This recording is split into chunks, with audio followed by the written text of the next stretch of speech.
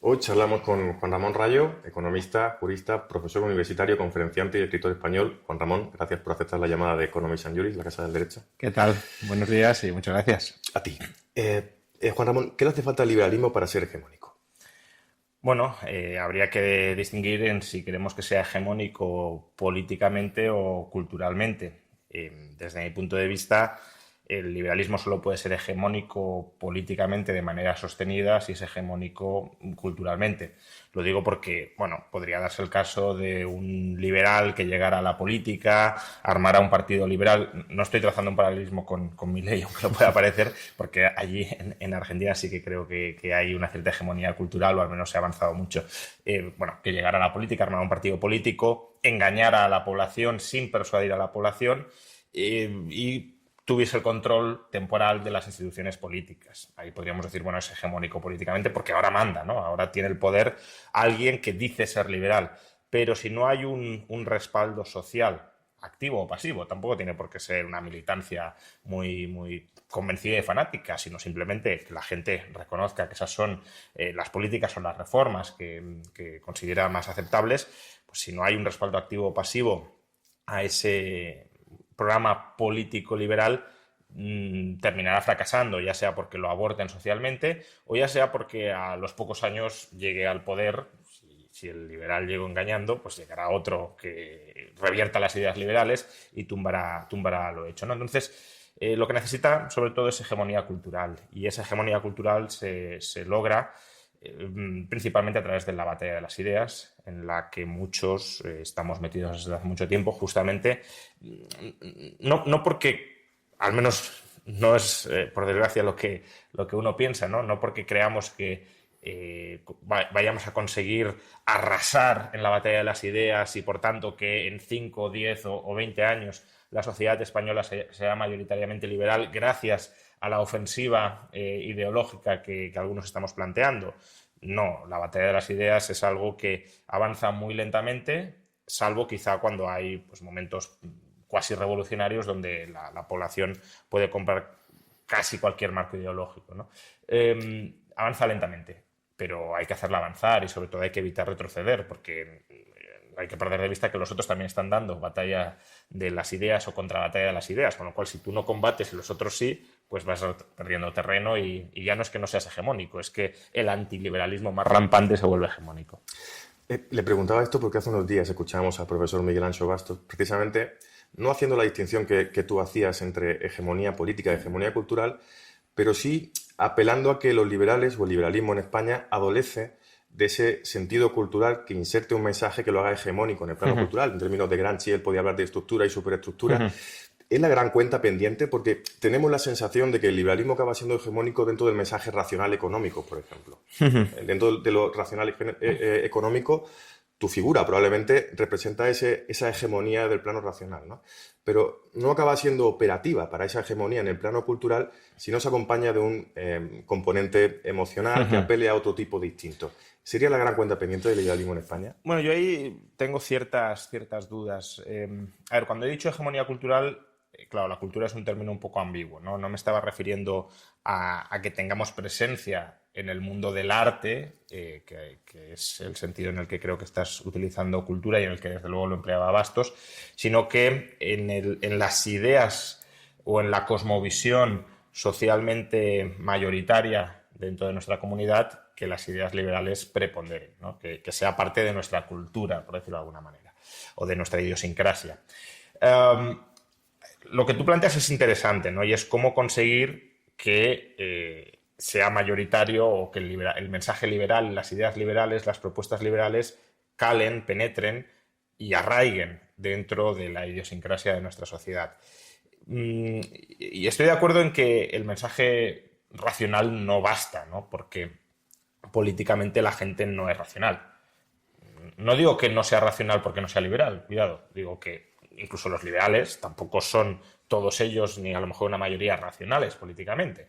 La gente en política se mueve muchas veces, primero por una cierta tradición o un cierto sesgo de statu quo, ¿no? Es decir, la gente compra el marco ideológico y moral que es en un determinado momento mayoritario. Y por eso hay sociedades que las vemos y nos pueden parecer aberrantes, ¿no? Incluso sociedades que han podido practicar el canibalismo y que está más o menos socialmente aceptado, y desde nuestra óptica, o el infanticidio, y desde nuestra óptica lo vemos como una aberración, pero probablemente si nosotros nos hubiésemos criado en esa sociedad, lo habríamos normalizado y no lo veríamos como un atentado moral, ¿no? ¿Por qué? Pues porque nos criamos en comunidad, la moral es, o una forma de definirla, es las reglas mayoritarias dentro de esa comunidad y tendemos a aceptarlas porque la comunidad nos impone también una cierta sumisión a esas normas para poder funcionar. Entonces, políticamente arrastramos el statu quo. En el franquismo casi todos eran franquistas, bueno, salvo la oposición, por supuesto, pero que había una masa mayoritaria de franquistas. Hoy todos son demócratas. Si en el futuro hubiese una nueva dictadura de izquierdas o de derechas que se consolidara, muchos terminarían abrazándola, porque, ya digo, se compra o se tiende a abrazar lo que hay. Luego hay minorías que se rebelan, ¿no? Pero se compra lo que hay. Y luego tenemos sesgos a la hora de razonar políticamente. Nos dejamos llevar en muchos casos por nuestras emociones morales. Esto es la obra de Jonathan Haidt, creo que en este sentido es muy interesante, de cómo tendemos a racionalizar lo que sentimos emocionalmente. No es que las emociones contaminen la razón, sino que la razón es instrumental muchas veces a las emociones. Y luego, además, también nuestros intereses pues, influyen. Me puede interesar unas determinadas ideas crematísticamente e intento justificarlas racionalmente. Entonces, cuando votamos o cuando tenemos un planteamiento, muy pocas veces somos 100% racionales. En el sentido de imparciales, objetivos, buscando información que contraste la otra. Al contrario, tendemos a buscar validar lo que ya creíamos y lo que ya creíamos puede venir. Sesgo de confirmación. Sesgo de confirmación, pero claro, confirmamos lo que ya creemos, y lo que creemos viene, pues eso, de la tradición, del statu quo, de nuestras emociones racionalizadas, de nuestros intereses, etc. Entonces, sí, tiene sentido que queramos dar la batalla en frentes más emotivos, pero aquí yo haría una distinción. La izquierda, y aquí estoy utilizando el término un poco laxamente, pero para que nos entendamos. El intervencionismo, ¿no? Bueno, las concepciones, si lo queremos, totalitarias de la sociedad o colectivizadoras de la sociedad, tienen eso, una visión donde la política ha de penetrar y ha de sojuzgar y someter todas las expresiones sociales, ¿no? Lo personal es político significa que no hay ámbitos no políticos y, por tanto, todo queda sometido a la decisión política, que es la expresión de la voluntad de la comunidad desde su punto de vista. Entonces, para esta visión ideológica, el arte, por supuesto, también es una esfera de poder y donde hay que dar la batalla política para conquistar el poder. Por tanto, no ven el arte como una expresión pues, de humanidad, sino como una forma de manipular al otro. Y yo creo que el liberalismo no tiene que caer en esa visión totalizadora de la sociedad, lo cual no significa que no pueda haber arte hecho por personas liberales, o incluso que una parte del arte, no todo él, ni muchísimo menos, pero una parte del arte se pueda utilizar en la batalla política. Pero querer subordinar el arte a la visión ideológica creo que es algo que los liberales no deberían hacer. Que además hace que no acabe siendo arte, porque si el arte es un instrumento y está prostituido para un fin último, es propaganda, no claro, es arte. Sería el arte como algo espurio que no responde a una necesidad genuina o individual de una expresión. Exacto, de expresar lo que. Hombre, a ver. Libre, ¿no? A ver, el arte lo que busca es expresar los sentimientos o las emociones o incluso la visión del mundo que tiene uno. En ese sentido, podríamos decir que las emociones políticas también se pueden convertir en arte, pero, digamos, plantear una especie de plan político ideológico para colonizar el arte con visiones liberales, creo que nos acerca más a esa visión totalizadora o totalizante de la sociedad que a una visión de promover la autonomía individual en todos los ámbitos. Sí, pero se genera en la confrontación de ideas, lo que mucha gente llama lucha por la hegemonía, una asimetría desde el punto de vista de que lo que tú denominabas izquierda movimientos totalizadores o colectivizadores de la sociedad instrumentalizan lo público para insertar un mensaje, mientras que el sector privado parece que no da pábulo o no genera un conducto válido para poner en entredicho esa hegemonía que, como diría Gramsci, es la superestructura, es la antesala del poder material, ¿no? Entonces, ante esa asimetría, el tal desvalido de herramientas, ¿qué se puede hacer? Pero es una asimetría que se da en muchos ámbitos. Por ejemplo, los liberticidas no tienen ningún problema en utilizar la censura, censurar opiniones que sean contrarias a la suya, por ejemplo, opiniones liberales, y en cambio los liberales no podemos ni queremos censurar opiniones que sean contrarias a la nuestra. Por tanto, claro, en ese ámbito, cuando ellos tienen el poder, tienen herramientas para arrinconarnos y para acallarnos, y cuando los liberales tengan el poder, si es que lo tienen en algún momento, no tendrán esas herramientas o no querrán utilizarlas para acallar a la disidencia política. Por tanto, es una asimetría que se da en muchos ámbitos. Pero bueno, yo tampoco, como decía, tampoco descarto, tampoco me opongo radicalmente a que haya arte que esté penetrado o expresiones artísticas que estén penetradas por ideas políticas. Lo que diría es que no hay que ver toda expresión artística como una oportunidad de meter consignas políticas o de colonización política. Porque esa sí es la visión, insisto, que tienen aquellos para los que no hay ámbitos de nuestra vida que no sean politizables. Y el liberalismo se opone a la politización completa de la sociedad, porque eso es la antesala, ya digo, del control del colectivo, de la comunidad política sobre la vida de las personas. Pero sí, quizás, a mi juicio, potenciar la imagen de determinados artistas que no de forma deliberada hacen proselitismo de ideas liberales, pero de forma accidental acaban generando ese mensaje. Por ejemplo, me acuerdo de Ayn Rand en Estados Unidos, que ya es un país que nace con una cierta cercanía a una como visión liberal de la realidad. En España es muy difícil identificar una figura en ese sentido. Sí. Me recuerdo a Zetangana, por ejemplo, que parece ridículo, pero es un cantante que, si escucha sus letras, no hace apología, pero accidentalmente sí promociona ideas liberales. Sí, vamos a ver. Yo creo que Ayn Rand está rozando lo que yo diría una politización activa del arte, ¿no? Porque sus novelas en realidad son ensayos novelados. Eso no quita, como decía antes, que pueda haber, claro, artistas que sean liberales. Y si son artistas con ideas liberales, obviamente la expresión artística de cómo ven el mundo pues estará tamizada por las ideas liberales. Y eso es positivo. Es decir, un escritor que escribe una novela, yo creo que no debería escribirla, porque si no sería propaganda, con la mentalidad de, bueno, voy a ver cómo cuelo aquí el mensaje liberal o cómo hago una obra que sea, ya digo, un ensayo novelado. Ahora, si escribe una obra y tiene unos determinados valores, una determinada cosmovisión del mundo, incluso inconscientemente, la obra estará influida por eso, e incluso puede ser un relato que un liberal diga, no sé, por ejemplo, El Señor de los Anillos, ¿no? Es un ejemplo que suele poner muchas veces. El Señor de los Anillos no es una obra política o no es una obra con una voluntad política, pero tiene esa lectura contraria a la concentración del poder representada en el anillo único para someterlos a todos. Entonces, eso es una forma de hacer arte, que creo que tiene una lectura liberal, pero que no es politizar, desde mi punto de vista, el arte. Y creo que hay que ir más por ahí que a crear cohortes de artistas que en realidad sean activistas políticos metidos artistas. También sería muy difícil identificar si la intención del autor es deliberada o accidentalmente consigue ese fin, ¿no? El de politizar a la sociedad. A mí también recuerdo, por ejemplo, La Guerra de las Galaxias, que aparentemente es una obra inocente, pero que tiene un esquema basado en Joseph Campbell, El héroe de las mil caras, etc. Y accidentalmente también produce un efecto que en su momento fue moralizador para la sociedad, ¿no? Por tanto, es muy difícil también delimitar la intención activa del autor, ¿no? Claro. Yo estoy hablando más, estoy reflexionando en voz alta más para los artistas. Es decir, cuando decimos, tiene que haber artistas liberales. Claro, ahí parece que estamos exhortando a la gente a que se meta a hacer arte con finalidad propagandística. Y el que se mete a hacer arte con finalidad propagandística sabe que lo está haciendo. Entonces, yo lo que diría es, no os metáis a hacer arte con finalidad propagandística, salvo que... O sea, la propaganda política también tiene su lugar en sociedad, no es que la quiera proscribir, ni muchísimo menos, pero que, desde luego, el objetivo no sea que todos sean propagandistas, ni muchísimo menos, porque eso arrincona al arte. Entonces, que haya liberales que hagan arte, fantástico.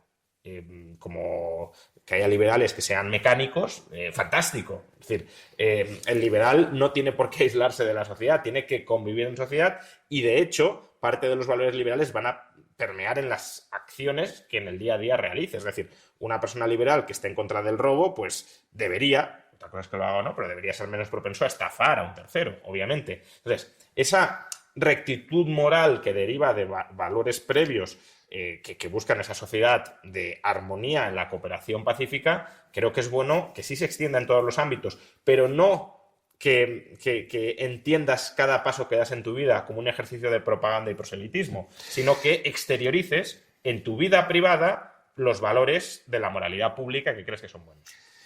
¿Y quién se ve impelido y a través de qué instrumentos para que alguien en su esfera privada, digamos, que predique con el ejemplo? Eso es. Resumiéndolo, y así se genera un impacto material mayor a través de la materialización de las ideas, ¿no? Yo creo que no hay que... Quizá hay quien echamos en falta que un think tank, sí. o algunos think tanks, no, como decíamos, de forma deliberada instrumentalicen o prostituyan el arte con un fin proselitista, pero sí que potencien la imagen de determinados artistas para que sea claro y evidente una lucha por la hegemonía en el plano cultural, porque esa rectitud moral a veces nos lleva a estar desvalidos de herramientas con las que jugar una batalla totalmente asimétrica. Sí, eso podría ser un camino que yo creo que no es especialmente peligroso, es decir, resignificar obras de artistas y darles una lectura liberal, alertando de que esa no tiene por qué ser la intención del artista, y de que a lo mejor caben también otras interpretaciones posibles, pero que podemos entender una determinada aventura, una determinada epopeya desde la perspectiva liberal y que además se pueden extraer lecciones desde una perspectiva política, pues lo que he dicho antes del Señor de los Anillos, por ejemplo, pues creo que sí que es una faceta valiosa, ¿no? Y algo que los think tanks podrían hacer. Al final es la reflexión del arte como expresión humana desde la perspectiva política liberal, siendo conscientes, insisto, de que no todo el arte es político, pero bueno, al final es como buscar ejemplos del día a día donde se expresan los valores liberales intuitivamente o inconscientemente por la gente, ¿no? Pues cuando estoy comprando y vendiendo y el otro no está estafando al otro ni le intenta oprimir, sino que los dos salen ganando, bueno, pues los que hacen ese ejercicio no están pensando voy a hacer una transacción y voy a mostrar qué buenos liberales somos. Obviamente no. Ahora, que desde fuera podemos verlo y decir, fijaos, aquí están operando valores consustanciales al liberalismo pacíficamente. Pues bueno, eso se puede hacer en el arte, claro. Arrimar el concepto de liberalismo a cuestiones que a lo mejor materialmente se dan de forma espontánea. Eso es. Es decir, no de forma deliberada hacer una novela en la que el funcionario es una persona malvada, pérfida. O sí, pero no horrible. Con la intención de, oye, voy a hacer una novela antiestado, que también pueden tener su lugar, pero que el arte es mucho más que eso, claro. Entendemos que sí, pero sí, una vez que está el ejemplo hecho en el ámbito del arte, acercarlo al concepto de liberalismo para que se entienda y que el liberalismo gane influencia utilizando o empleando esas obras. Por ejemplo, en el Instituto Juan de Mariana, en ocasiones hemos hecho pases de fragmentos de películas que pueden tener una interpretación liberal o que ilustran algunas de las ideas que tenemos los liberales. ¿Eso significa que esas películas son ejercicios de propaganda libertaria? No. De hecho, a lo mejor esa escena fue totalmente casual, fue un retrato pues, lo que decías del funcionario. Claro, si hay una película donde se muestra un funcionario que no trabaja o un funcionario que, la película de Asterix y Obelix, cuando en las 12 pruebas que se enfrentan a la burocracia estatal, ¿eso es una denuncia consciente por parte del autor de los peligros de la burocracia? Probablemente no. ¿Que puede servirnos para ilustrarlo? Perfectamente. Claro. Tampoco lo sabemos. Había un intento deliberado por parte del autor. Es la mística del arte, ¿no? Sí, totalmente. Pero imaginemos que no. Eso no nos impide mostrar y decir, oye, que esto es una escena de nuestro día a día que todos, quizá exagerada, pero que todos hemos vivido cuando nos relacionamos con la administración. Lo vemos aquí expuesto y hasta cierto punto ridiculizado. ¿Por qué es ridículo cuando te planteas el fondo del asunto? Desde esa rectitud moral que se suele predicar dentro del liberalismo, que por supuesto tampoco es algo seguro, ¿no? No hay que... Las personas somos seres torcidos, ¿no? Es sacralizar una ideología, por así decirlo. No nos permitiríamos, de forma instrumental, hacer una novela en la que el empresario sea alguien virtuoso o un trabajador ahorrativo sea alguien espectacular, ¿no? Y el funcionario sea alguien pérfido, pero en cambio eso que tú denominabas movimientos totalizadores de la sociedad o colectivizadores sí generan siempre el relato de que el empresario es alguien malo, de que el trabajador ahorrativo es alguien a eludir, quieren acabar con los sueños de la gente. La gente no puede, por ejemplo, depositar su esperanza en que el trabajo le lleve a tener un buen fin. Totalmente. Y aquí esta identificación en la que sí entiendo que se debería hacer algo por una cuestión también de responsabilidad para con nuestras ideas. Sí, ahí se puede combatir intelectualmente, es decir, que eso es falso, o también recurrir a contraejemplos artísticos que, claro, idealmente no deberían ser o haber sido creados expresamente con ese propósito. Por ejemplo, al profesor Bastos le gusta mucho recomendar novelas de la Inglaterra victoriana porque ahí, sin una finalidad apologética, simplemente describiendo cómo funcionaba la sociedad de ese momento, pues se constatan valores como el ahorro, como la capitalización de ese ahorro, el interés compuesto, el trabajo duro, la rectitud moral Capitalismo, trabajo duro y ahorro. Ahorro y sí. Entonces, bueno, creo que también podemos buscar esos contraejemplos que en la esfera más artística combatan la propaganda, porque, bueno, a lo mejor es una novela que no tenía esa finalidad propagandística, pero que expresa pues una visión del mundo de alguien de izquierdas que se pone a novelar, también puede ser, claro. Entonces, bueno, pues sea propaganda, o sea, una visión no propaganda deliberada, pero que se instrumentalice como propaganda desde la izquierda, pues claro, hay que intentar combatirlo buscando contraejemplos, ya sea reales o artísticos, si existen, que muy probablemente existan, porque, quiero decir, las manifestaciones artísticas a lo largo de la historia de tantísima gente, seguro que a poco que busquemos encontraremos contraejemplos valiosos a los que aporta la izquierda. Seguiría hablando contigo largo y tendido del concepto de hegemonía en relación con las ideas liberales, pero me gustaría también cambiar de tercio para que haya espacio para otras cuestiones. Juan Ramón, ¿eres demócrata? Depende de qué entendamos por demócrata. Si me planteas si soy demócrata en el sentido de considerar la democracia un fin en sí mismo que legitima la voluntad del pueblo como criterio último de toma de decisiones, no. Es decir, la democracia totalizante, que sería el caso, creo que es del todo repudiable. Otra cosa es demócrata como forma de organización para la toma de decisiones restringida en ciertos asuntos que son inherentemente comunitarios. Pues, por ejemplo, lo que se suele poner la democracia cantonal suiza, ¿no? O, no sé, imaginemos que vivimos en una urbanización y en una comunidad de vecinos y hay que tomar una decisión, pues, qué pasa con la calle, qué pasa con el ascensor, qué pasa con la iluminación. Ahí creo que sí tiene mucho sentido la votación democrática y que todos tengan voz a la hora de expresar su punto de vista sobre algo que les atañe directamente a todos. Ahí sí. Ahora, eso significa que hay que colocar la voluntad arbitrariamente agregada, además, ¿no? Porque no existe una forma objetiva y razonable de agregar voluntades. Hay que colocar la voluntad agregada del demos por encima de la autonomía personal para vivir su vida respetando la vida de los demás. Radicalmente no. Hablabas de Suiza, de la democracia consensual, yo creo más cercano al concepto de democracia radical, ¿no? Participativa, pero o deliberativa. Sí, pero en ámbitos muy pequeños y muy estrictos, no nacionales, claro. Es también, para mí, uno de los grandes debates, ¿no? El cómo conciliar un ideario como el liberal con el concepto de democracia que, aprovechando también hablando de hegemonía, se ha consolidado como un término totalmente hegemónico al que nadie puede renunciar.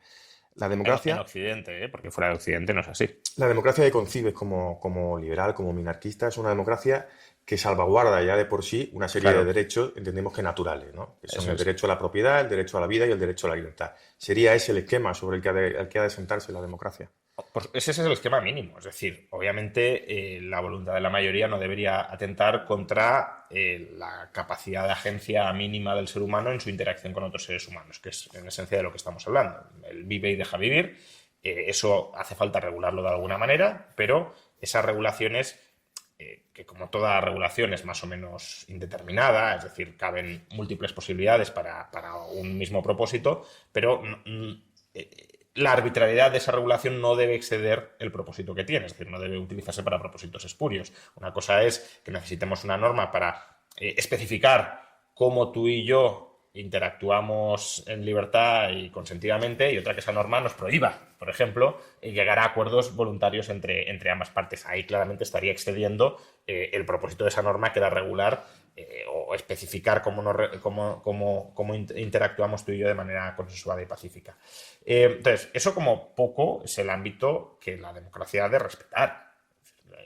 El decir, no, es que como somos mayoría, le podemos imponer a la persona cualquier cosa que queramos. Es una salvajada. Es una salvajada que incluso entendemos que es salvajada en un sistema que es hegemónicamente democrático, porque para algo existen las constituciones. Las constituciones decimos que existen para limitar lo que la mayoría democrática puede hacerle a las minorías. Por tanto, incluso en sociedades que aceptan, como dices, la democracia como principio hegemónico de organización, ni siquiera se cree en ellas todo el cuento democrático de que la mayoría puede decidir cualquier cosa, porque si no, no habría constituciones. Otra cosa es que las constituciones sean efectivas o no, pero desde luego en el relato cultural que nos damos es democracia con constitución, con Estado de Derecho, no democracia radical en todos los ámbitos. Entendiendo democracia como algo frío, que no está impregnado de ningún tipo de carácter o apego emocional a un término. Sistema de representación. Sí, sí. Bueno, sistema de representación donde rige... Yo diría el sistema de toma de decisiones colectivo donde todos los participantes tienen, al menos formalmente, un poder político similar. Es decir, un reparto equitativo del poder político en la toma de decisiones colectivas. A través del voto y a través de un canal de representación que hace efectivo esa voluntad individual. Claro, pero ahí hablamos de democracia representativa, que podría ser no representativa. Y entonces sí, podría ser también radical, pero bueno, hablábamos del concepto hegemónico de democracia, que es actualmente el de democracia representativa. Si voluntariamente a través del canal democrático se quiere truncar el derecho natural a la propiedad privada, ¿qué pasaría con esa democracia desde tu cosmovisión como liberal? Pues que sea una democracia que Tocqueville llamaba tiranía de la mayoría. Es decir, sería la mayoría atentando contra los derechos de las minorías. Que la menor minoría es el individuo. Por si lo queremos plantear de otra manera, ¿no? Porque como hay gente que no compra, y es parte del debate en la esfera pública, ¿no? Hacerles ver la importancia que tiene, pero como hay gente que no compra el derecho de propiedad como un derecho consustancial al ser humano, pongámoslo en otros términos donde intuitivamente el 99% de las personas si lo ven, es decir, si ven que hay cosas que no se pueden hacer o que la democracia no puede hacer. Una democracia que mayoritariamente votara por aniquilar a determinadas minorías étnicas o votara por aniquilar niños recién nacidos o por darle el derecho o el privilegio, mejor dicho, a una persona para que mate a niños recién nacidos, creo que todos más o menos entenderíamos que eso es una salvajada que atenta contra el derecho natural. Pero se puede dar en términos democráticos. Claro, por eso. Entonces, incluso hoy, donde la mayoría acepta la democracia como sistema de organización política casi divino, esas personas que lo aceptan te dirían que existen ciertos límites que la democracia no debería sobrepasar. Pues bien, esos límites es lo que algunos llamamos derechos naturales. Claro, ¿cuáles son esos límites? Pues esos límites deberían ser, de nuevo, los indispensables para salvaguardar la capacidad de agencia de cada persona en sus interacciones con las demás, sin anular, es decir, respetando esa misma simétrica capacidad de agencia del resto. Y formulando esos derechos naturales, entiendo que de forma negativa, como un dejar de hacer. Claro, efectivamente. ¿Por qué? Pues porque si los formulamos en una concepción positiva, es decir, yo tengo derecho a hacer algo frente a los demás, ese hacer algo frente a los demás que los demás no hayan consentido supone anular la capacidad de agencia de los demás. Es decir, tú eres libre de hacer cualquier cosa que no anule la capacidad de agencia del resto. Y claro, eso significa yo no puedo iniciar la violencia o usar la violencia contra ti, yo no puedo esclavizarte, yo no puedo imponerte obligaciones, es decir, que tú tengas que hacer algo a mi favor que tú no hayas consentido. Y en materia de recursos, porque vivimos en un mundo material y por tanto no solo se trata de interactuar en el vacío, cómo yo me relaciono contigo, sino cómo yo me relaciono con mi entorno, que es donde estás tú y donde estoy yo. En materia de relaciones individuales con el entorno, ahí es donde tiene cabida el derecho de propiedad. Es decir, jurídicamente llamaríamos la ocupación, ¿no? de un bien. Eso pasa a ser propiedad de la gente en el sentido de que él puede hacer con eso lo que desee y los demás han de respetarle a cambio de que yo también deba respetar la propiedad que tú pacíficamente has adquirido. Eso nos da o nos permite configurar esferas de autonomía individual dentro de una sociedad que no son incompatibles, que esto mucha gente es lo que no termina de ver, con la cooperación social, ¿no? Porque hay veces que la gente confunde el liberalismo con atomismo social y con aislamiento, egoísmo. Aislamiento y ruptura de los vínculos sociales, y no tienen nada que ver. Una cosa es que yo no esté obligado a relacionarme contigo y otra es que no quiera y no vaya a relacionarme contigo. Al contrario, porque la cooperación siempre tendría que venir dada por la voluntad de la persona que la ejerce y no determinada por la coacción de un ente que supervisa o determina qué es lo moralmente aceptable. Claro, ¿no? yo creo que eso se ve muy bien con el matrimonio, ¿no? Es decir, que los matrimonios no sean forzosos significa que la gente no intenta vivir en pareja. No, significa que la gente establece las parejas, pero de manera consensuada, ¿no? Porque ahí es donde vemos los derechos positivos con mucha claridad. Que yo tenga derecho a tener pareja no significa que yo pueda obligar a una persona a que sea mi pareja, porque ahí estaríamos pisoteando, obviamente, el derecho de esa persona a no querer emparejarse conmigo. Que yo tenga el derecho a tener una pareja significa que yo puedo, no acordar en forma contractual como ante notario, sino que yo puedo, aunque sea tácitamente, implícitamente o verbalmente, pero sin formalizarlo, acordar convivir con una persona si la otra persona quiere y sin que ningún tercero nos lo pueda prohibir o nos lo imponga. Esa es la esencia de los derechos negativos que estructuran el pensamiento liberal. Hablaba Juan Ramón, ponías de ejemplo que en un cauce democrático, en un modelo democrático, ya sea representativo o radical, se puede dar el caso de que el ordenamiento jurídico se cebe con una etnia. Se puede dar ese caso. O con un individuo, sí, claro. Sí. O con un individuo. En el caso español creemos que no se ha dado todavía el caso de cebarse con una etnia, pero sí estamos quizás en la antesala, ¿no? Aquello del derecho penal del enemigo, donde lo punible no es la antijuricidad, el cómo se lesiona un bien que el ordenamiento jurídico protege, sino quién lo ejerce, quién lesiona. Sí, ¿no? sí. Se centra en el individuo. ¿Qué opina de esto y cómo atentaría esto desde una óptica liberal desde el prisma jurídico? Ahí claramente estaríamos ante un ataque a la igualdad jurídica, por supuesto, pero claro, la igualdad jurídica es una expresión del reconocimiento del prójimo como sujeto de derecho en un mismo plano que tú. Justamente porque tú no te ubicas jurídicamente por encima del otro, tú tienes que respetar al otro a cambio de que el otro, claro, te respete a ti. Cuando dejamos de perseguir las acciones antijurídicas que sean impersonales, en el sentido de con independencia de quién comete esas acciones impersonales, y pasamos a perseguir a las personas, o a personas concretas, mejor dicho, por las características de esas personas concretas, les estamos en el fondo denegando su estatus de sujeto de derecho o al menos degradando su estatus de sujeto de derecho. Estamos generando, si lo queremos, ciudadanos de diversas categorías o de diversos rangos sociales, una especie de sociedad testamental donde los que forman parte...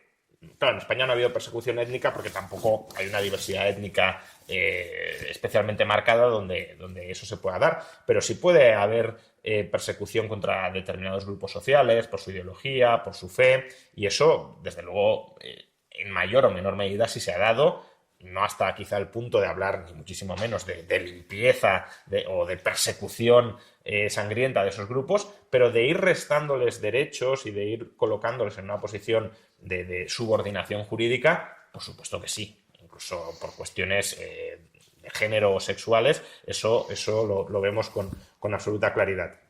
Entonces, eso es un retroceso en el marco jurídico liberal, porque, como digo, en lugar de considerar a las personas sujetos de derecho, las considera, en muchos casos, objetos de derecho de aquellas personas que toman el poder y que socialmente toleramos que puedan ejercer ese poder de una forma que conculque los derechos naturales de los demás.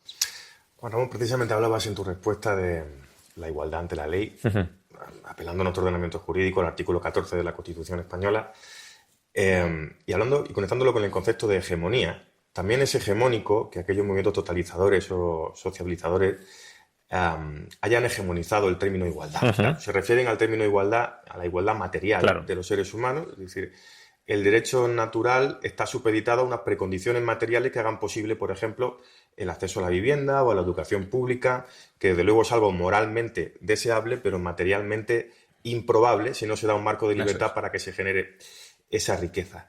¿No se podría también hacer algo, por ejemplo, para ocuparse de intentar hegemonizar o luchar la batalla de esos términos y defender abiertamente la igualdad ante la ley, que no la igualdad material? Sí, por supuesto. En parte creo que se hace, ¿no?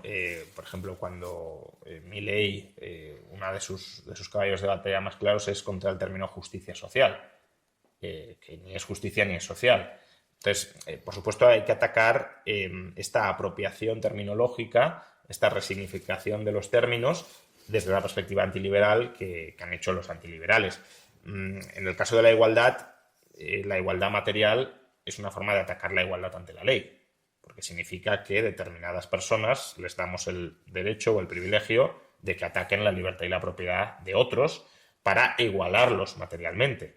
No es una igualación, como decías, material que se haya producido a través de la libre voluntad, el libre pacto, la libre cooperación, la libre transferencia de bienes entre personas. Es una igualación que se ejerce mediante, o se consigue mediante violencia que legitimamos o toleramos socialmente de unos sobre otros. Te quito a ti que tienes mucho y te lo doy a ti que tienes menos, con el objetivo de igualaros materialmente. ¿Ya? Pero ¿por qué a mí, por qué mi derecho de propiedad o mi libertad personal pasa a valer menos que el de otros? Porque a mí me ejerces la violencia y al otro no.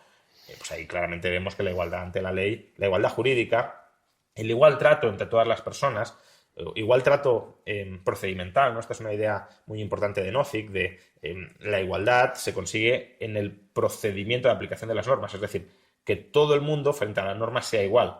No se consigue en el resultado final de la aplicación de esas normas. Lo que hay que rectificar no es, pues, si el procedimiento que seguimos es justo, el resultado final, prima facie al menos, será justo porque se ha ajustado al procedimiento. En cambio, los igualitaristas en términos materiales lo que dicen es, el procedimiento puede ser el que sea, pero si el resultado final no me gusta, no se ajusta a un determinado patrón, a una determinada concepción previa que tengo de distribución óptima de los recursos, entonces el resultado final es injusto y estoy legitimado a ejercer la violencia y a rectificar todo el procedimiento que ha sido justo. Que eso, si me permites, es como decir, en el procedimiento penal, yo creo que este señor es culpable.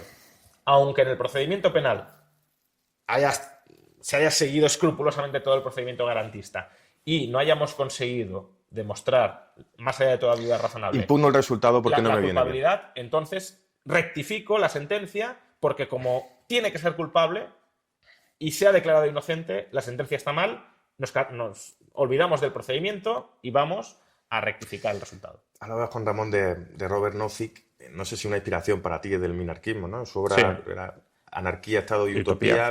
Comenzaba esa obra, si no recuerdo mal, haciendo una crítica al anarquismo liberal que puede representar, pues, no sé, Rothbard, su Huerta de Soto. Sí, hoy en día sería Huerta, claro. O Rothbard. ¿Ese es el modelo al que tú aspiras, el Estado gendarme que defendía Robert Nozick? ¿Es el modelo en el que descansan, por ejemplo, las ideas de Javier Milei? A ver, yo creo que, como dice Nozick, el único Estado que podría llegar a ser más que defendible, justificable o entendible es el Estado mínimo. ¿Por qué? Pues porque sabemos que la sociedad puede funcionar, puede seguir existiendo, por decirlo de alguna manera, y puede además hacerlo de manera estable con un Estado mínimo. Eso ya lo sabemos. Entonces, desde un punto de vista liberal, no hay ninguna justificación para un Estado que sea mayor que el mínimo. Podrá haber justificaciones no liberales, pero desde luego, desde un punto de vista liberal, no. Ahora, ¿podemos prescindir totalmente del Estado? Eso es lo que nadie tiene claro porque no ha habido experiencias históricas al respecto, aun cuando a lo mejor no las haya habido, y eso lo tomaríamos en principio como una prueba de que no es posible, pero también tengamos en cuenta que la tecnología va cambiando y nuevas tecnologías posibilitan nuevas formas de organización sociales que a lo mejor antes no eran factibles. Entonces, el razonamiento de Nozick a mí me parece interesante en el sentido de que él de alguna manera intenta demostrar que existe una tendencia inexorable a que, aunque partamos de una situación anárquica, se termine consolidando incluso de manera más o menos consensuada o pseudo-consensuada, un Estado mínimo, pero creo que no es ni mucho menos la demostración definitiva y eterna de que esa tendencia deba ser así. Entonces, a mí me gusta distinguir entre que también lo hace Javier Milei, entre anarquismo filosófico y anarquismo político. El anarquismo filosófico es la impugnación de la legitimidad del Estado para hacer lo que hace. El anarquismo político ya no solo es dar el mensaje de que lo que hace el Estado no está legitimado moralmente, sino que además podemos prescindir del Estado. Y ese es un salto que no siempre se da. Por ejemplo, imaginemos que vivimos en un sitio más o menos recóndito, donde hay una mafia que es dominante y nos controla y nos somete y nos sojuzga totalmente.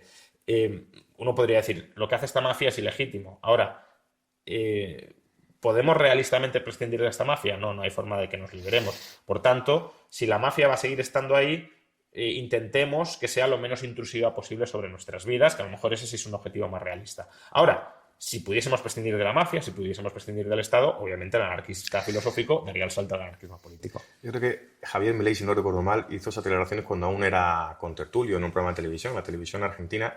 Creo que distinguía entre anarquismo filosófico y anarquismo político para distinguir entre lo posible y lo ideal, ¿no? Entre lo posible, una idea más posibilista de la política que te lleva a aceptar la base del Estado para poder, al igual que un socialista, ir desmontando la base del capitalismo, pues un anarquista revertir ese proceso, ¿no? Ir liberalizando la sociedad.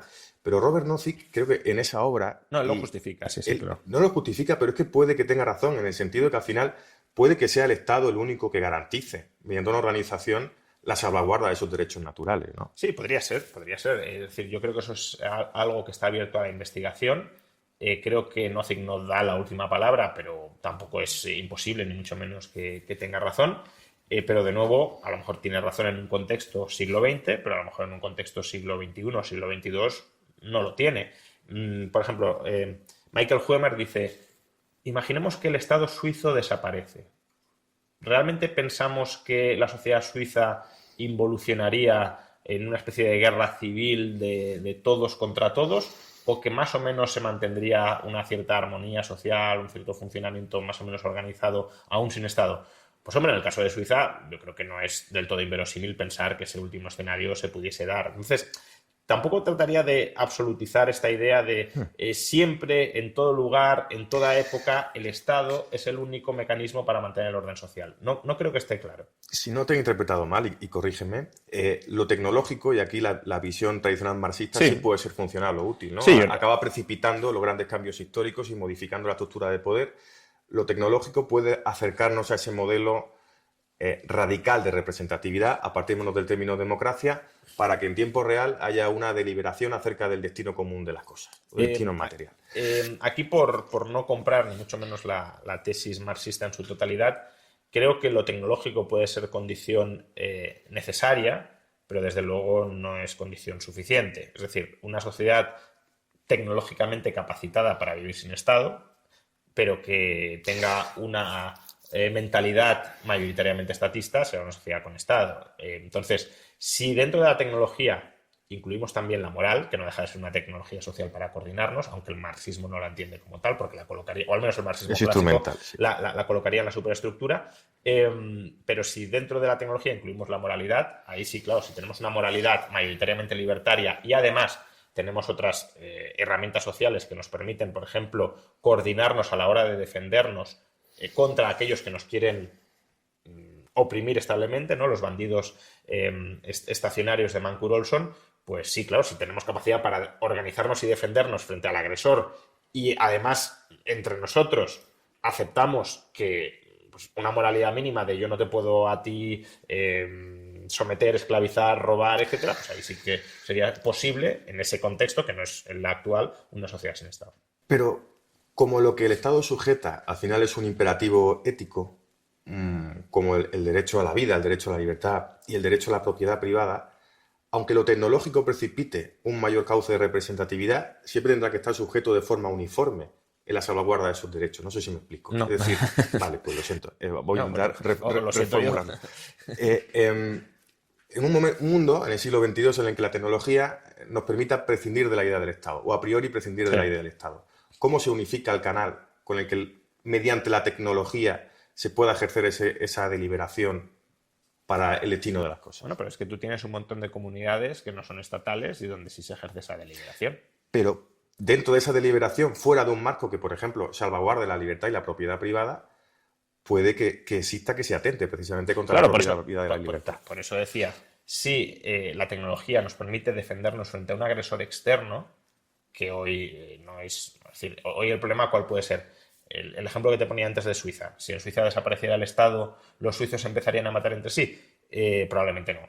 Ahora, ¿puede venir un Estado extranjero, conquistar ese territorio y estatalizarlo de nuevo? Pues creo que eso sería muy viable. ¿Por qué? Pues porque a lo mejor los suizos son incapaces de y eso que Suiza sería el país candidato a una organización espontánea militar más rápida para defenderse, ¿no? Porque justamente no tienen ejército permanente, sino que la población está más o menos armada y entrenada para repeler ese tipo de agresiones. Pero ¿podría Suiza defenderse? Probablemente no. Entonces, hoy tecnológicamente, aunque los suizos quisieran prescindir del Estado, que tampoco quieren, no podrían hacerlo porque evolutivamente tenderían a ser reestatalizados. Ahora, si a través de alguna tecnología futura, como puede ser quizá la IA, ¿no? Por ejemplo, consiguiéramos que pequeños grupos puedan repeler o puedan amenazar creíblemente a agresores externos para que estos se frenen a la hora de intentar conquistarlos y domesticarlos, y dentro de ese grupo hubiese una moralidad libertaria más o menos compartida y además una aceptación de cauces de resolución de disputas más o menos compartidos, pues ahí no veo en absoluto la necesidad de un Estado que unifique criterios de manera coactiva.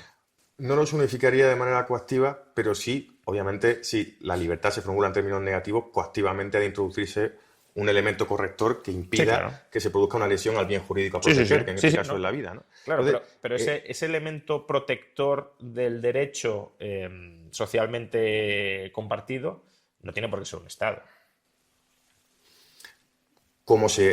Vamos otra vez a la obra de Robert Nozick y vinculémoslo con este debate, si te parece bien, ¿no? Robert Nozick, en una parte de esa obra de Anarquía, Estado y Utopía, habla de cómo en una administración no centralizada por el Estado acabaría generando empresas privadas de seguridad que acabarían, por la tendencia del mercado, quizá a ser monopolísticas, ¿no? Lo que acabaría ocupando el espacio de un Estado, pero de una forma indeseable, porque sí se acaba sojuzgando y sometiendo ese principio de igualdad.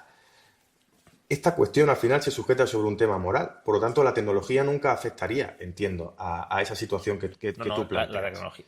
Primero que yo no sé si ese sería el mecanismo, a lo mejor podría ser tribunales comunitarios, por ejemplo, de la propia comunidad que tenga sus propios mecanismos de arbitraje interno. Pero bajo un orden que, independientemente de que el tribunal sea espontáneo y comunitario, deberían aplicar una misma ley común. Dentro de las personas que se adscriban a esa comunidad, sí. La cuestión es, ¿existe libertad para entrar y salir de esa comunidad o incluso para escindirnos de esa comunidad?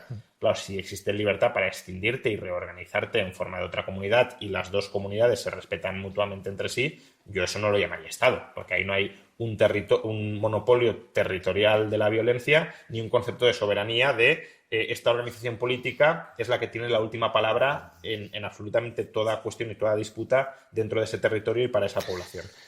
Y si la adscripción voluntaria de esos ciudadanos a ese ordenamiento jurídico voluntaria y libremente aplicado por tribunales provinciales, pongamos por caso, decide agredir a la infancia, por ejemplo, a los niños? Sí, claro, pero ahí podrías tener una comunidad no estatal, pero no libertaria, desde luego. No estatal, no libertaria, pero se puede dar el caso de que se atente contra el derecho a la vida. Ya se dan muchísimos. O el derecho a la libertad. Ya se dan muchísimas comunidades tribales, por ejemplo, internacionales.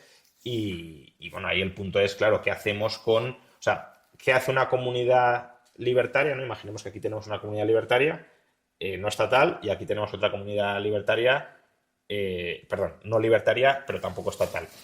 Entonces, ¿hasta qué punto la comunidad libertaria puede intervenir en la otra para proteger los derechos individuales de personas que están siendo maltratadas o están siendo violentadas? Yo creo que ese es un debate relevante que trato muy por encima en Liberalismo, en el último capítulo de Liberalismo, sobre las intervenciones militares entre comunidades cuando están justificadas. pues podrían estar justificadas, primero, cuando se desarrollan voluntariamente por parte de la comunidad libertaria, es decir, no creo que, por ejemplo, el servicio militar obligatorio o una gleba para proteger derechos de extranjeros esté legitimada. Cuando, por tanto, hay una movilización voluntaria dentro de los elementos de una comunidad libertaria para defender, además, derechos que están siendo quebrantados en otra comunidad, no para cualquier cosa, no invadir por invadir, y además buscando minimizar los daños que ejerce sobre terceros no culpables, ¿no? Digámoslo así. Entonces, si se dan esas condiciones, yo creo que se puede llegar a justificar desde una perspectiva liberal que haya ciudadanos de esta comunidad que se metan en la otra para evitar, para defender los derechos de las personas que están siendo oprimidas y que defienden y que reclaman esa protección. Tampoco ponerte a proteger a quien no reclama de alguna manera tu protección también es un poco peligroso. Sí, intento sintetizar, Sí. A lo mejor me equivoco. De forma activa y voluntaria, que una comunidad libertaria utilice y emplee su ejército para defender a otra comunidad cuando se ponen en entredicho medios materiales, sí, fundamental. porque no tendría por qué haber un ejército permanente, pero sí. Y si una sociedad libertaria, mediante su voluntad, decide agredir a otra y someterla, claro, pero, e imponer una colonia donde se ceben con una etnia, por eso iba, claro, y lo entronco con la cuestión anterior. Pero ahí de nuevo estaría esa comunidad libertaria estaría atacando sus propios valores libertarios, Sí. que por supuesto se puede dar, pero que entonces... Podrían hacerlo. Sí, claro. Pero ahí va a la asistencia del Estado para la salvaguarda de los derechos fundamentales, tiene que haber una estructura última, que en términos negativos y de forma coactiva cercene esa posibilidad. Yo también te puedo decir, y si ese Estado libertario decide pasarse sus principios por el arco del triunfo y atacar a minorías étnicas, que es el mismo caso. Es decir, claro que el orden social es frágil y potencialmente, como es frágil, inestable, y además las comunidades humanas pues pueden tener unos principios o unos valores y pueden terminar atacando o traicionando esos principios o valores. Pero es que eso se va a dar, tengas una estructura centralizada y jerárquica o no la tengas. Entonces... claro, pero ¿y si la estructura jerárquica y centralizada evita eso? Si la de forma jerarquizada y centralizada, que es el Estado, a través del Estado precisamente se evita esa posibilidad. Yo creo que es un poco falacia del nirvana. Es decir, es como decir, si el Estado es bueno y evita que nadie ataque los derechos de los demás, no. Vale. Entonces, si decimos, ¿y si las comunidades libertarias son buenas y tampoco colonizan otras comunidades? Pues sí, claro, si todos nos comportamos rectamente según los principios libertarios, no habrá traiciones a los principios libertarios, pero no tiene por qué pasar, claro. Lo decía desde un postulado nociquiano.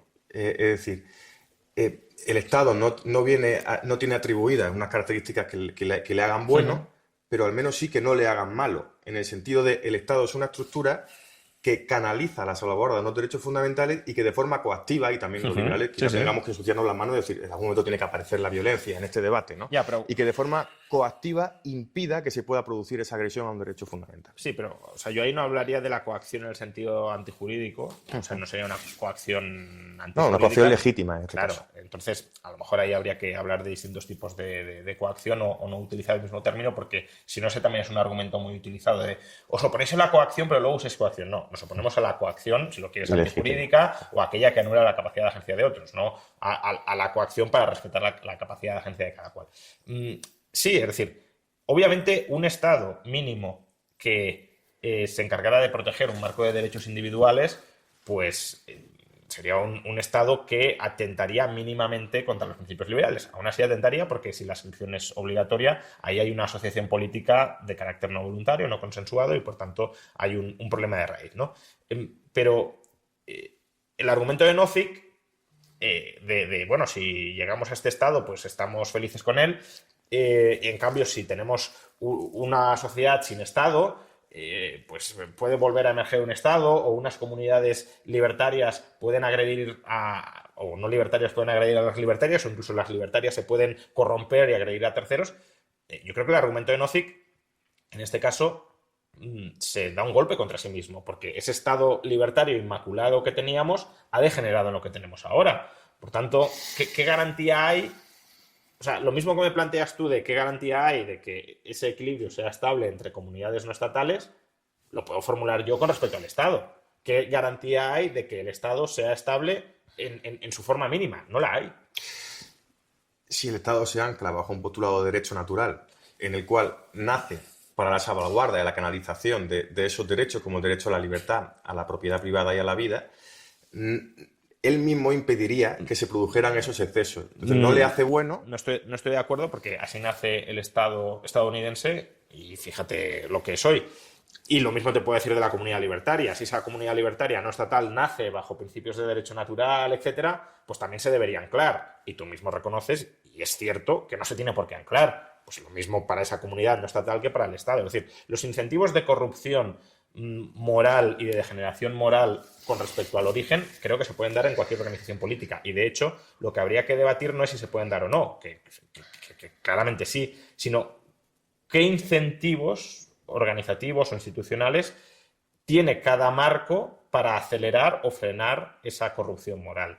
Y ahí no tengo claro que la forma de organización estatal frene la corrupción moral o la traición a esos principios, porque la propia lógica del Estado, de su idea de soberanía, lo conduce en última instancia a creerse que los derechos los tenemos porque los da él y que por tanto no son naturales. Sí, no son naturales, sino concedidos. Sí, no son consustanciales a tu nacimiento, sino que te vienen otorgados, ¿no? Eso es, entonces el Estado tiene un rol porque benefactor. Incluso tú mismo, en el razonamiento que estás haciendo, dices, claro, el Estado sería el encargado de velar, de volver efectivos esos derechos naturales, que sí, claro, pero no.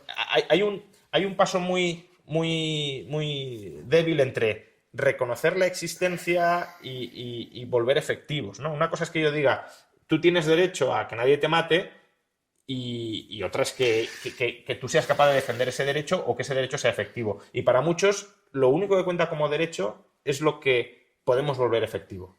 Y claro, como aparentemente solo el Estado es capaz de garantizar la efectividad del derecho, que luego tampoco, pues sería el Estado el que da o el que quita derechos legítimamente. Solo trataba de racionalmente a cómo conjugar las piezas del puzzle para que los derechos que los libertarios o liberales entendemos deseables puedan ser salvaguardados y no expuestos al azar.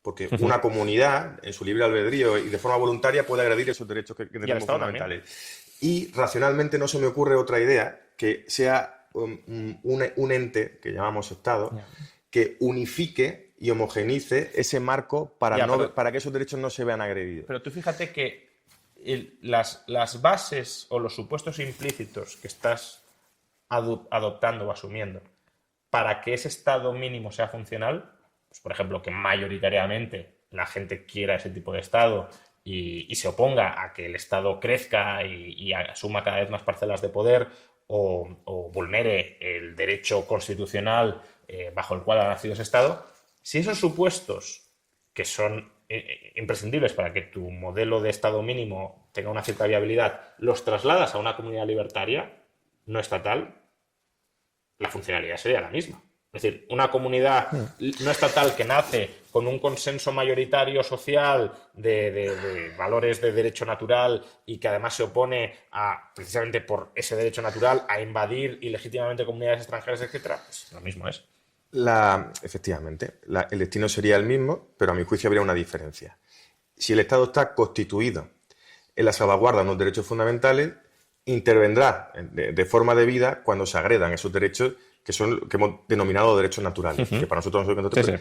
Si esa sociedad libertaria agrediera esos derechos fundamentales, ¿qué elemento universal o unificador existiría para poder corregir esa agresión? Pero es que ¿y qué elemento existe en el caso del Estado si es él el que los agrede? Si se constituye y se blinda, por ejemplo, esos derechos constitucionales, entiendo que puede ser funcional que la justicia opere cuando hay una agresión al derecho a la propiedad, al derecho a la vida o a la libertad. Vale, ahí estás hablando de distintos contrapoderes al propio Estado o división de poderes internos al Estado para evitar que se pervierta ese objetivo. Pero es que en una sociedad también puede haber contrapoderes. Podría haber contrapoderes más eficaces que en un Estado y mucho más funcionales y más operativos. Bueno, ese sería parte del debate de en qué marco institucional es más probable que se degenere hacia una sociedad antiliberal. Y no tengo claro que sea en el marco estatal lo más improbable de degeneración. Yo tampoco lo tengo claro.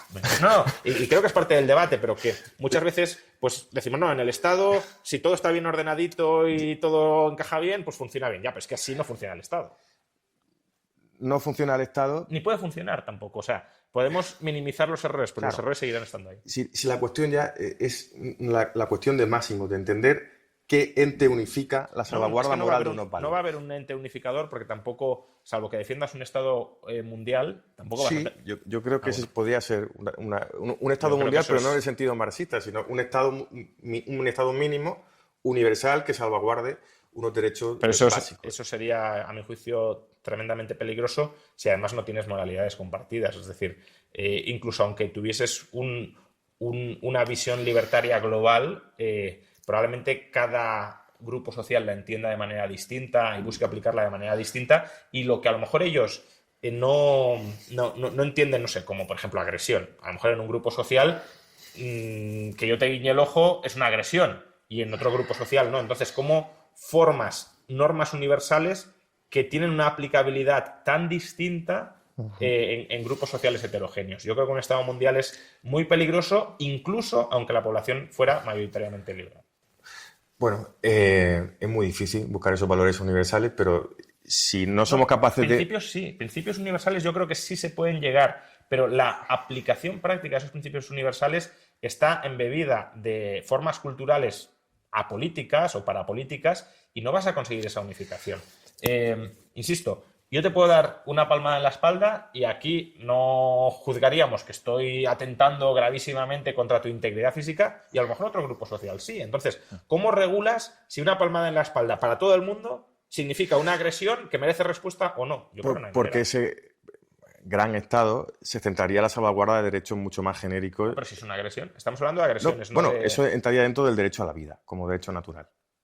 Pero el derecho a la vida también es que yo no te pegue una paliza o no te agreda. Bueno, la palmada. Hay gente que puede entender que se pone en entredicho tu integridad física. Por ejemplo, o que te estoy amenazando, ¿no? Porque el derecho obviamente también salvaguarda de la amenaza. Entonces, si yo te guiño el ojo puede ser o que estoy intentando seducirte, o que te estoy amenazando, o que simplemente he tenido un tic y he guiñado el ojo. Entonces, cada sociedad lo puede entender de una manera y hasta cierto punto es legítimo que lo entienda de una manera porque es su etos comunitario. Y por tanto no puede regular universalmente eso. Bueno, su etos comunitario vendría a regular, a perfilar esa moral máxima. La aplicabilidad de los principios, diría yo. Ya no la moral máxima, sino cómo aterrizas y regulas en derecho positivo, ¿no? Porque ahí sí que hay derecho positivo, cómo regulas sobre el derecho positivo esos principios de derecho básico universal. Que tienen que ver con cómo cada comunidad tiene su etos, como tú decías, y perfila cada uno de esos derechos que salvaguarda. Eso es. Pero sí se puede crear un marco donde todo gire en torno a ese derecho natural, si entendemos que es natural, porque si no hay un mal diagnóstico del derecho natural. No, pero el marco puede ser universal y que tengas entes políticos fragmentados, ¿no? A Bastos ahí le gusta mucho citar el caso de la Edad Media, que tenías pues una moralidad católica mayoritaria, pero no tenías una Europa unificada políticamente, sino que esa moralidad católica mayoritaria pues era compartida por unidades políticas muy diversas. Precisamente, seguiría también hablando contigo de esta cuestión, te quería hablar del catolicismo. ¿Consideras que la izquierda está impregnada de valores católicos y que las ideas liberales, por ejemplo, obedecen a un imperativo de ética protestante, por ejemplo? No creo que eso sea así. Es decir, no creo que quepa vincular ni el liberalismo, sobre todo si lo desarrollamos más o menos de manera científica, por decirlo de alguna manera, ¿no? Como una filosofía política reflexiva y que además busca su contraste con la realidad. No creo que el liberalismo se diseñe, se descubra, podríamos decir, ¿no? Porque el derecho natural, muchos autores dicen que se descubre y hasta cierto punto creo que es así, pero bueno, se descubra o se diseñe pensando en su vinculación con un único marco cultural, ¿no? Y ahí Rawls no es un autor que me entusiasme en muchas cuestiones, pero creo que ahí Rawls sí tiene mucha razón de ser, de que hemos de buscar principios políticos que sean compatibles con visiones culturales o religiosas muy diversas. Entonces, decir, la izquierda es católica, al menos la izquierda tal como yo la concibo tiene poco de católica, aunque culturalmente puede haber estado atravesada por algunas ideas católicas, pero desde luego sus valores últimos no lo son, y tampoco que el liberalismo sea protestante, aunque muchos así lo quieren hacer ver, pero justamente, incluso desde un punto de vista, si lo queremos histórico material, el capitalismo o el mercado, el comercio, donde surge originariamente y arraiga más originariamente es en zonas católicas, no en zonas protestantes que vienen luego. No, Instituto Juan de Mariana, ¿no? Sí, bueno, aunque ahí también es controvertido porque hay muchos que dirán que Juan de Mariana no era liberal y desde luego no era liberal en un sentido moderno, es decir, él no se reconocería ni muchísimo menos como Pero liberal. sí librecambista, quizá. Bueno, partidario del comercio desde luego, pero tampoco a lo mejor lo ideologizaría. Pero, de nuevo, que tú formes parte de una escuela filosófica siglo XVI, siglo XVII, cuando aún no existía como tal el liberalismo político desarrollado filosóficamente, no significa que tú en esa filosofía que estás defendiendo no puedas encontrar muchas ideas que hoy en retrospectiva sí son compatibles con el liberalismo, o incluso que dentro de un marco, digamos, tradicionalista como el que podía tener Mariana, abogues por una apertura y por una mayor autonomía del individuo y un reconocimiento de los derechos de ese individuo, que eso es algo que, por supuesto, el liberalismo compra, aunque no compre otras ideas. O por regular la inflación o limitarla, ¿no? Por supuesto, y ya si vamos a temas económicos, con más claridad incluso. Le hacía la pregunta del catolicismo porque sí hay una cierta mitología, ¿no? Que arrima a la izquierda al catolicismo y protestantismo. Depende. A la derecha o liberalismo. Desde el punto de vista de la izquierda te dirá que el liberalismo, pues claro, está en la derecha y por tanto está con los sectores religiosos y que en España el sector religioso mayoritario es el catolicismo y por tanto que los liberales son del Opus Dei y cosas similares, ¿no? Entonces, es verdad que hay otros que sí que buscan vincular... Bueno, en su momento sí lo fueron, ¿no? Sí, porque no es incompatible. Quiero decir, no estoy diciendo que sea incompatible. Digo que son conjuntos de ideas distintos, claro, pero que se pueden llegar a combinar, sobre todo si hay una mínima distinción entre esfera pública y normas comunes y esfera privada, ¿no? Y creo que el liberalismo se ha de pensar y repensar buscando su potencial compatibilización con muchos credos culturales o religiosos distintos que acepten ese núcleo básico ideológico que compone el liberalismo. Yo suelo decir que el liberalismo es una ideología incompleta, en el sentido de que no te da una respuesta a todas las problemáticas sociales. Y muchos consideran que eso es un defecto del liberalismo. Yo creo que es una virtud, porque, de nuevo, si el liberalismo como programa político fuera un programa político completo, sería un programa político totalizante. Al contrario, es un programa político de normas de convivencia o de coexistencia que puede ser aceptado y compatibilizado con muchos otros marcos culturales. El idealismo es una matriz ética donde cabe ser de izquierda, de derecha, conservador, progresista. Sí, es el marco para las utopías que decía Nozick, de nuevo volviendo a Nozick, ¿no? Es decir, que dentro de un marco liberal se pueden autoorganizar las comunidades políticas siguiendo conjuntos de principios más aterrizados muy distintos. Sería más bien más que derechos, sería una especie de metaprincipios que regulan cómo se ha de generar derecho o las restricciones para generar derecho. Volviendo a Nozick, también hablabas de John Rawls. En la sentencia del Tribunal Constitucional hay una esfera donde los magistrados pueden apelar a algún autor como John Rawls. Robert Nozick escribió su obra, la que apelábamos en respuesta a la teoría de la justicia de John Rawls. Quizás echamos de menos tratadistas de ese, no sé si calibre, ¿no? O que afinaron sus teorías para estructurar un diseño completo del Estado, de la sociedad, etcétera. ¿A quién reivindicaría como autor contemporáneo que sepa renovar las teorías de Nozick y de John Rawls? Randy Barnett, de The Structure of Liberty, creo que es el autor, aunque ahora estaba con una cierta deriva trampiana, pero bueno, el libro, yo creo que es un libro extraordinario, mejor que el de Nozick, de hecho, sobre eso, la estructura de la libertad, se llama The Structure of Liberty, donde sistematiza el pensamiento hayekiano incluso a niveles anarquistas, ¿no? Podríamos decir, y creo que hace un tratamiento muy bueno de cómo resolver los problemas jurídicos, porque él es jurista, es muy buen jurista, y hace esa lectura pues, de cómo resolver el problema de la información desde el derecho, que es un problema típicamente hayekiano, el problema del interés y el problema del poder, y cómo diseñar las normas para, él dice, cómo si queremos construir un edificio con unas determinadas características, por ejemplo, que el individuo sea libre, ¿cuáles son las características que ese edificio debería tener?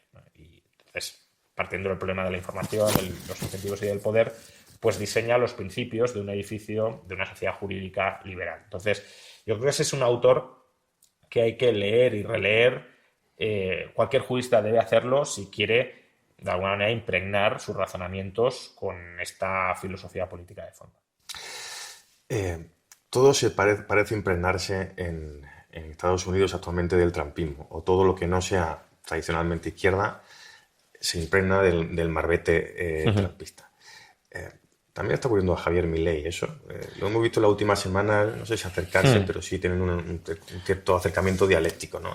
Bueno, ahí yo creo que hay que plantearse si Javier Milei hace esto por convicción profunda, que quizá no lo sé, es decir, tengo cierto trato con Milei, pero ni mucho menos un trato cercano y muchísimo menos tan cercano como para que me confesara este tipo de cosas.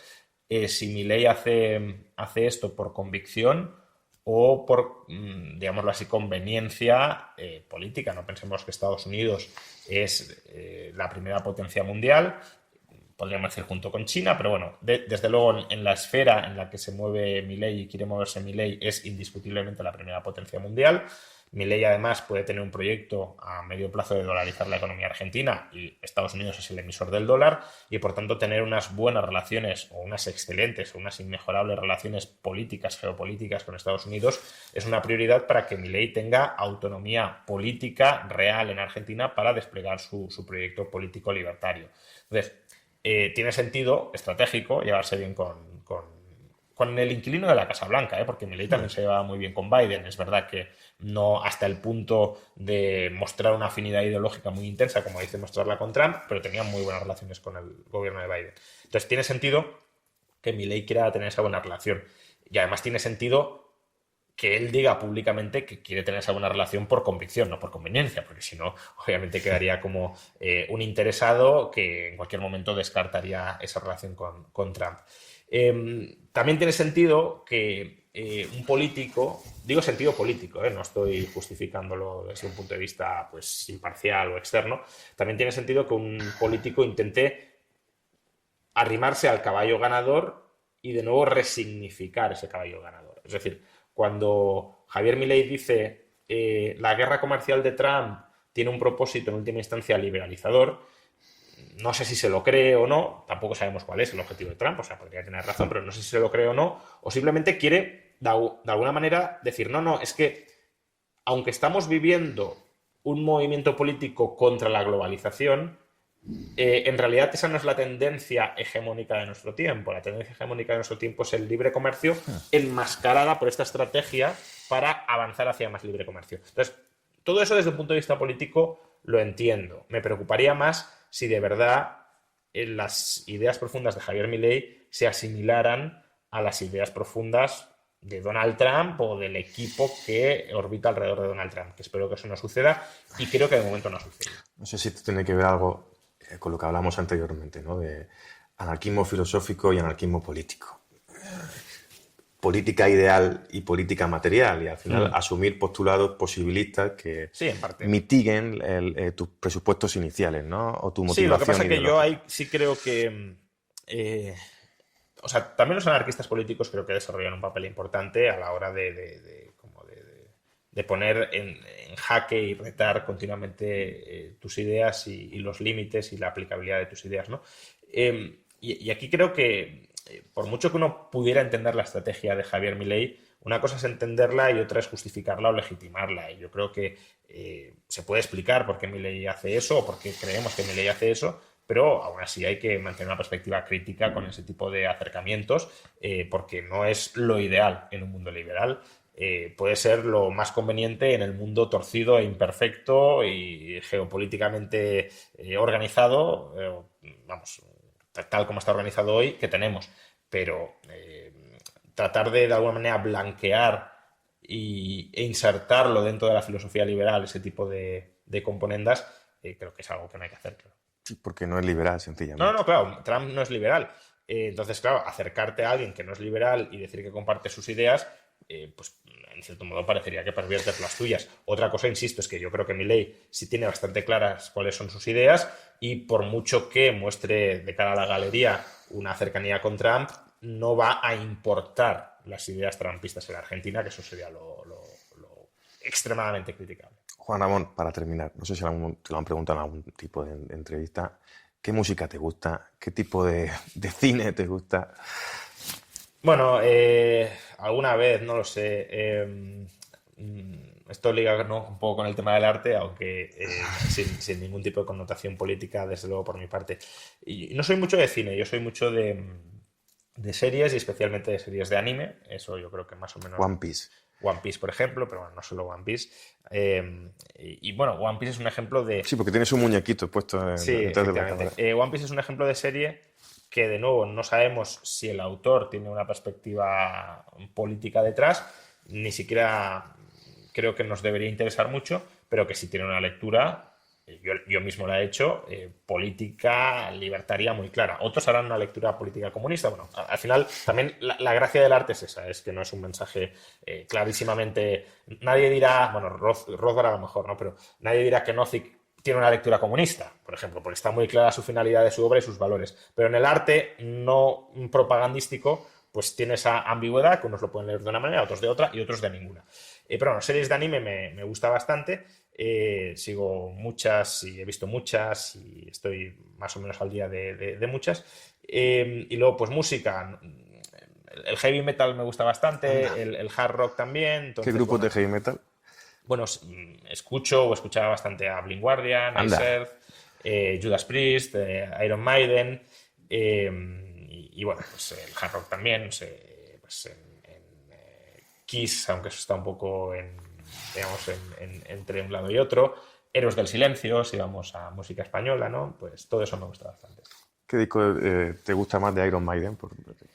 Iron Maiden no es mi grupo favorito. O sea, en heavy metal lo escucho también a través de Spotify, o sea que ahí se mezclan muchos discos, pero por ejemplo en Judas Priest, que sí es uno de mis favoritos, su segundo disco, que se llama Sad Wings of Destiny, es un disco, a mi juicio, extraordinario. Ahí está Breaking the Law, este tipo de temas. Breaking the Law es de British Steel, que es el tercero o el cuarto, si no recuerdo mal. El cuarto, me parece. Y luego, pues, no sé, de Blind Guardian, pues. Somewhere Far Beyond, ¿no? Era un Somewhere disco. Far Beyond es una. Es de 2002, si no recuerdo mal, ¿no? No, muy anterior, de los 80, finales de los 80. ¿Somewhere Far Beyond? Sí. Ese es el. Nightfall Opera, creo que era el de 2002. Nightfall, no. A Night at the Opera, ese es de finales de los 90, eso es correcto. Luego el disco anterior es Nightfall in the Middle Earth, que no está nada mal. El anterior es Imaginations from the Other Side, que ese es, dicen, el mejor disco de Blind Guardian que ha hecho. Puede que lo sea. Y el anterior es donde está Somewhere Far Beyond. Far Beyond. Sí. Entonces, bueno, esa música me gusta, sí. Si te gusta el mundo tolkiano, ¿no? Hablado de Señor de los También, Anillos. Nightfall in the Middle Earth, claramente. Imaginations también tiene alguna referencia. Bueno, ¿Conoces el grupo Rhapsody de Power Metal? Rhapsody también, sí, también me. Parecido, en Sí, cierto tiene modo, a Blind Guardian. heavy metal melódico, sí. Pues esto ha sido todo. Muchísimas gracias, Juan. Muchísimas gracias.